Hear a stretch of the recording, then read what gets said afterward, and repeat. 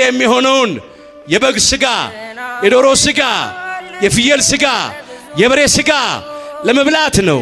እሱ የዘላለም ሕይወት አይሰጥም። እሱ ለቁመተ ስጋ ብቻ ነው። ነገር ግን የሕይወት ምግብ የሆነውን ቅዱስ ስጋውን ክቡር ደሙን መቀበል አለብን።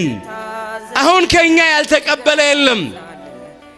የተቀበለ ማን ነው ብዬ አልጠይቅም። ያልተቀበለ ክርስቲያን የለምና።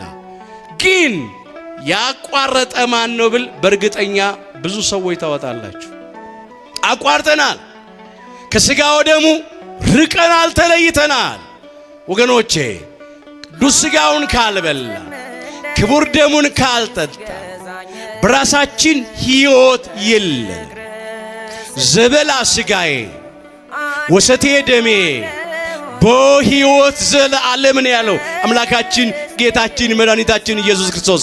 ስጋዬን የበላ ደሜንም የጠጣ የዘላለም ሕይወት አለው። የዮሐንስ ወንጌል ምዕራፍ 6 ቁጥር 54 ላይ በእውነት አስቀድሞ ሞት የመጣብን የዕፀ በለስን ፍሬ በመብላት ምክንያት ነው።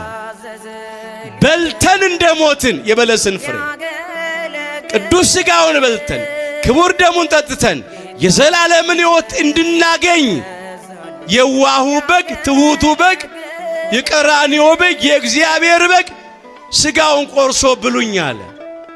ደሙን አፍስሶ ጠጡኝ አለ።